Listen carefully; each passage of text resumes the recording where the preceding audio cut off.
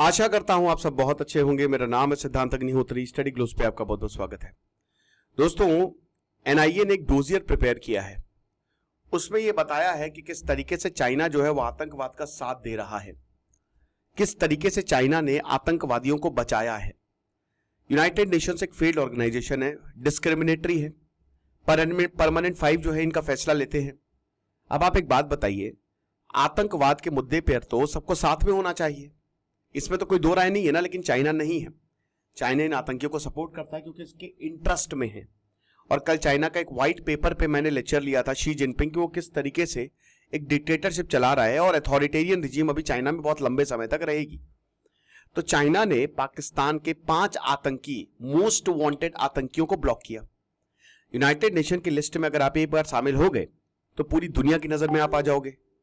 साथ ही साथ आप एक इंटरनेशनल टेररिस्ट बन जाओगे, आपकी फंडिंग रोक दी जाएगी, कहीं पे भी दिखोगे आप गिरफ्तार कर लिए जाओगे। बहुत सारे चीजें होती हैं और भारत जो है इसमें सफल भी होगा कि आतंकवाद के खिलाफ हमारा बड़ा कदम है।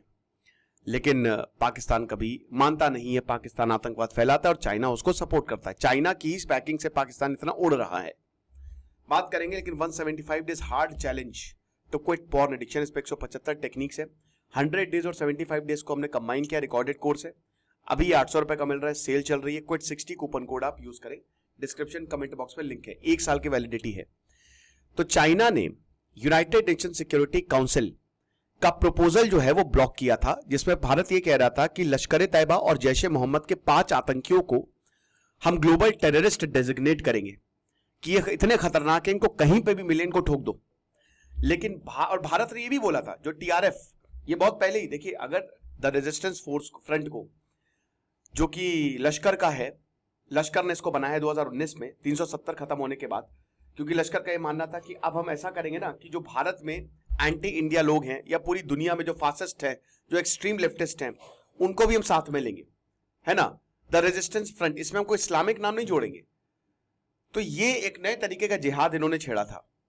अब ये जो द रेजिस्टेंट फ्रंट है, इसको भी भारत ने आतंकवादी संगठन घोषित करने की कोशिश की थी, लेकिन फिर से चाइना बीच में आ गया था। और अगर उस समय ये हो जाता तो शायद ये पहलगांव हमला नहीं होता। पहलगांव हमले में टीआरएफ ने जिम्मेदारी ली, लेकिन जब पूरा मामला बैकफायर कर गया तो टीआरएफ ने बोला हैक हो गया था हमारा टेलीग्राम चैनल। आपको पता है कि सब के सब झूठे हैं। चाइना जो है वो दीवार बन के खड़ा हुआ है। भारत कोई भी प्रपोजल लाता है तो, लेकिन दीवार ही ऐसे बनाई गई है कि आप चाइना को छू ही नहीं सकते। एनआईए ने एक डोजियर प्रिपेयर किया और उसमें यह बताया कि जो बीजिंग का इन्वॉल्वमेंट है, जिसमें अब्दुल रऊफ असगर, साजिद मीर, अब्दुल रहमान मक्की, तो आधे ज्यादा इसमें मरे गए हैं, ताला सईद, शहीद महमूद रहमतुल्लाह। भारत ने बोला कोई बात नहीं, तुमसे ना हो पाएगा, हम मार देते हैं। खेल खत्म कर दिया। यहां पे 5 आतंकवादी जिन्होंने भारत में हमला किया, आतंकी हमला किया, 26/11 हमला किया, पुलवामा हमला किया, पठानकोट हमला किया, 2001 पार्लियामेंट अटैक किया, IC-814 हाईजैक में ये सब शामिल थे, इनको ब्लॉक किया। ठीक है, इनको ब्लॉक करने हम गए, लेकिन चाइना बीच में आ गया। साजिद मीर का केस तो बहुत ही बढ़िया है। साजिद मीर को तो बोला था कि पाकिस्तान ने बोला था मर गया है, और उसके बाद ये वापस दिखा पाकिस्तान की गलियों में। समझ रहे हो। अब्दुल रहमान मक्की हार्ट अटैक से मरा। ताला सईद जो है वो हाफिज सईद का बहुत ही करीबी माना जाता है। तो ये जो 5 आतंकी हैं जिन्होंने हमले किए हैं भारत पे, इतने सारे हमलों में ये शामिल हैं, इसको चाइना ने ब्लॉक किया। यानी कि एक तरीके से चाइना ने भी क्या आतंकवाद को सपोर्ट किया। अब्दुल रऊफ अजहर रिपोर्ट के हिसाब से भारत और अमेरिका ने फर्स्ट प्रपोजल लेके आए थे ये कि अब्दुल रऊफ को एक ग्लोबल टेररिस्ट घोषित करते हैं। ये 27 जुलाई 2022 की बात है। प्रपोजल जो है उसको होल्ड पे डाल दिया 3 महीने तक चाइना ने। 10 मई 2023 आया, कुछ नहीं हुआ, और फाइनली 10 मई 2023 को इसने ब्लॉक कर दिया चाइना ने। ठीक है, तो जैश का कमांडर जो मसूद अजहर, अब देखिए ये मास्टरमाइंड रहा है सारे हमलों का। और हमने आपको बताया था लश्कर है, और अभी मैं एक ओसामा बिन लादेन पे लेक्चर ले रहा हूं, आज अपलोड हो जाएगा वो। तो मैं आपको बताता, मैंने ये हायरार्कियल है, मतलब अगर आप इनके लीडर्स को मारोगे ना तो इनका खेल खत्म है। ठीक है, अजहर जो था वो मसूद अजहर का भाई है, और ट्रेनिंग कैंप्स पाकिस्तान में, टेरर अटैक्स भारत में, ये सब करवाता है, मेन कॉन्स्पिरेटर है। ठीक है ना। साजिद मीर की अगर बात करते हैं तो अगेन चाइना ने 2023 में इसको ब्लॉक किया। 26/11 का मोस्ट वांटेड, लाहौर में अरेस्ट किया और बाद में बोला, इसको कॉन्विक्ट भी कर दिया गया, 3 हफ्ते बाद जेल में डाल दिया गया, कहा कि मर गया है ना। मीर को specially designated global terrorist America ने बोला था 30 अगस्त 2012 को, FBI की मोस्ट वांटेड लिस्ट में है और फिर से पाकिस्तान में जिंदा हो गया, ये मर के जिंदा हो गया। अब्दुल रहमान मक्की की बात करें तो उसकी हार्ट अटैक से अभी मौत हो चुकी है। अब पता नहीं हार्ट अटैक से मरा है कि हमने मारा है। चाइना ने इसको ब्लॉक किया 2022 में, ठीक है। 2023 में लिफ्ट कर दिया। यही चाइना करता है कि बहुत खतरनाक आतंक है, चलो हम कुछ समय के लिए ब्लॉक कर देंगे, फिर लिफ्ट कर देंगे। लश्कर तैयबा का पॉलिटिकल अफेयर्स का हेड था मक्की।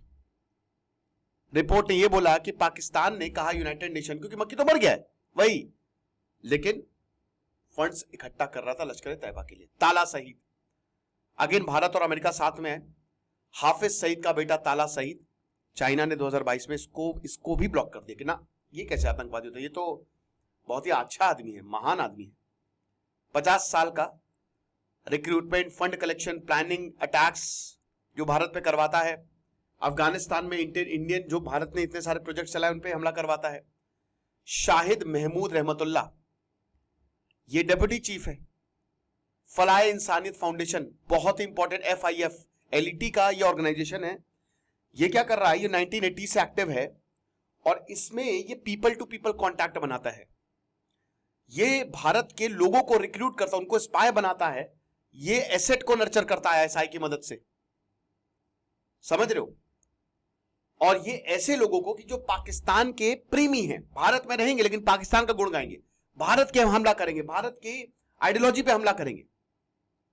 इतना खतरनाक। फलाए इंसानियत फाउंडेशन बहुत ही डेंजरस है। ये कहते हैं कि हम तो ह्यूमैनिटेरियन का काम कर रहे हैं, लेकिन एक्चुअल में ये आतंकवाद फैला रहे हैं, समझ रहे हो। तो चाइना ने पिछले 10 सालों में सारे आतंकियों को, बड़े बड़े आतंकियों को ब्लॉक किया है।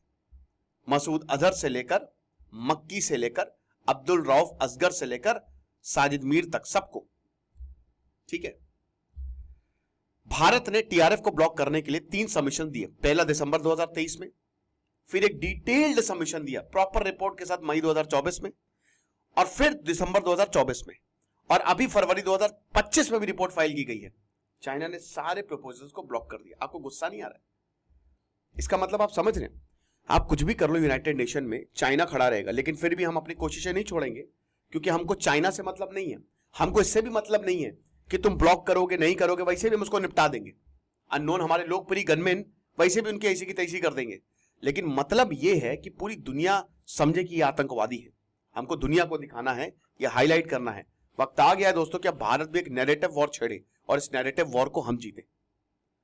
बाकी आप हमारे कोर्स को अवेल कर सकते हैं, डिस्क्रिप्शन कमेंट बॉक्स में लिंक दिया है। खुश रहिए, पढ़ते रहिए। दिस इज सिद्धांत अग्निहोत्री साइनिंग ऑफ।